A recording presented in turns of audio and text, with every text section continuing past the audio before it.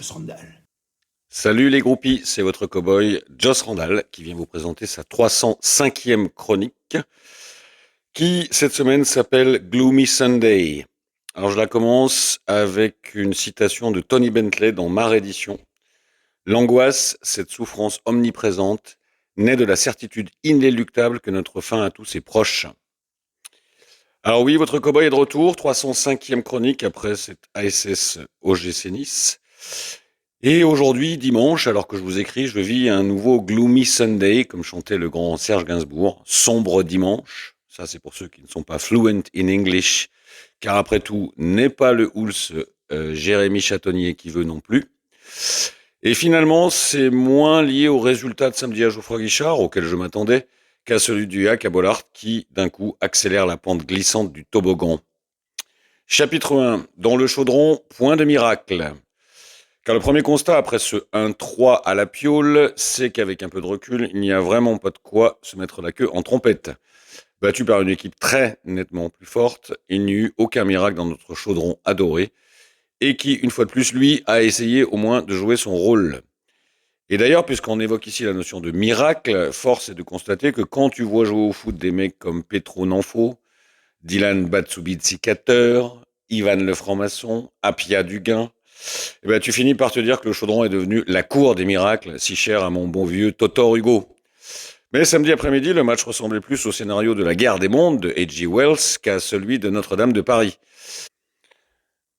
Un écart technique abyssal entre les deux équipes, et il n'a fallu à Nice qu'une toute petite montée en intensité en deuxième mi-temps pour plier le match. Alors comme nous sommes d'incorrigibles et éternels naïfs, évidemment qu'à la mi-temps, on se prenait tous à y croire. Un partout, un joli but, une nouvelle preuve de caractère en remontant une nouvelle fois un scénario défavorable, et puis cette impression que l'équipe continuait malgré tout à vouloir jouer. Et pendant toute la mi-temps, l'entretien de ce secret espoir que peut-être on allait prendre un point, ou peut-être mieux sur la dynamique de la fin du premier acte.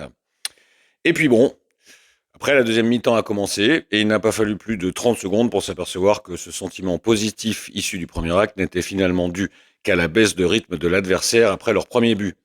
Et dès lors qu'ils avaient décidé d'aller gagner ce match, notre ASS n'était plus du tout invité à quoi que ce soit. Et oui, la réalité est dure et les faits sont têtus. Cet ASS-là n'avait pas le début d'une chance de battre ce Nice-là, qui a accéléré, mais juste un peu, finalement, sans forcer leur talent, et ça leur a suffi pour s'essuyer la panse. Je pense, donc j'essuie, comme disait à peu près le René Descartes, sur nos verres. Car l'écart de niveau était tel que c'était tout simplement suffisant pour nous battre 1-3, score qui reflète finalement parfaitement, en version basse, l'écart de talent entre ces deux effectifs. Alors, histoire de ne pas complètement sombrer, on se remouillera vite fait la compresse en se disant que quelques joueurs ont livré une partie correcte, comme Bouchoir et Porter, qui pourra quitter la SS en juin avec la satisfaction d'une belle saison complète, enfin, et d'avoir progressé. Comme Stassan Admilune aussi, joueur de seulement 19 ans, que je trouve intéressant et qui ne mérite pas du tout toutes les critiques qui pleuvent sur lui depuis son arrivée, au simple motif du montant de son transfert. Et même comme le vieux Gérard Depardieu, qui certes n'a plus les jambes, mais a au moins gardé la vision et la capacité de passe, deux qualités qu'aucun de nos défenseurs n'auront jamais, quelles que soient les formations qu'ils pourraient s'offrir avec leur CPF. Et pour finir de se mettre un pansement sur le moral qui saigne, on pourra toujours se dire qu'au moins l'équipe essaye toujours de jouer au foot, je mets des guillemets, et que ça n'a pas toujours été le cas dans ces 3 ou 4 dernières années. Seulement voilà, quand tu veux jouer au foot et en même temps avoir des résultats, le minima, c'est d'avoir des joueurs de foot. Tu ne peux pas espérer rester en Ligue 1 à moins de vent très favorable, avec aussi peu de talent et une ligne de défense qui en chierait déjà des oursins en milieu de Ligue 2. Et puis, entre nous, cette satisfaction d'avoir une équipe qui joue sera une bien piètre consolation quand on sera reparti l'an prochain pour des joutes à Pau ou à Rodez. Chapitre 2, se préparer à l'inéluctable. Et oui, car oui, les amis, la réalité est là, lourde comme le manteau du sacre de Bokassa Ier. Alors, j'ai personnellement longtemps repoussé cette réalité, et je l'admets bien volontiers avec cette rare loyauté qui ajoute tant à mon crédit. Conscient des lacunes profondes de la SS, je gardais toutefois chevillé à l'âme ce louche espoir que les vents allaient finir par être favorables. Et j'étais probablement soumis à l'éternel aveuglement du supporter de base qui se dit « Ouf, il y a au moins deux équipes encore plus nulles que nos Verts. Donc les barrages, c'est pour nous. » Eh bien hier, j'ai pris un vieux coup sur la cafetière, car pour la première fois depuis longtemps, ce virtuel espoir est battu en brèche par la réalité du classement.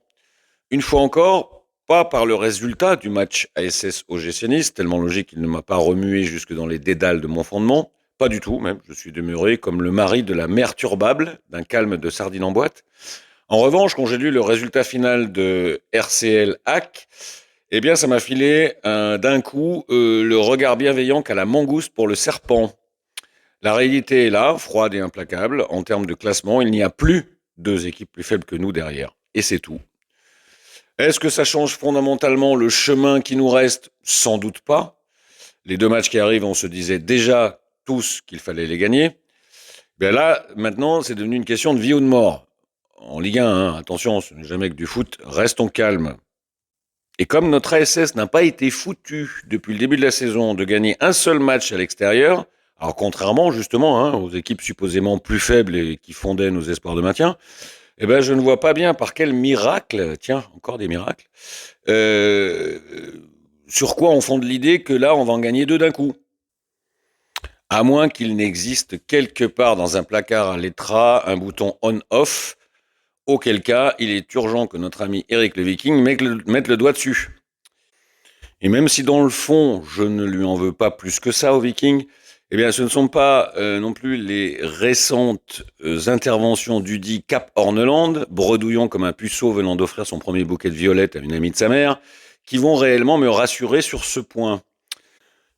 Et le garçon a autant l'expérience de la Ligue 1 que Louis XVI avait celle du peuple et dégage au fil du temps la chaleur que dégage un pain de glace dans un wagon frigorifique traversant l'Alaska. Alors en conclusion les amis, eh bien, écoutez, on ne se refait pas, hein, et je n'ai pas non plus envie de me refaire, je serais capable de me louper encore une fois. Ma passion pour la SS me fera toujours refuser l'idée qu'on est déjà en Ligue 2 tant que tout n'est pas joué. Et tout n'est pas joué. Mais quand même, il se dit que le bon sens, c'est ce qui vous permet d'être écouté quand vous êtes trop con pour être intelligent. Et bien là, le bon sens conduit tout le peuple vert à se préparer dès maintenant à l'inéluctable. À bientôt les groupies.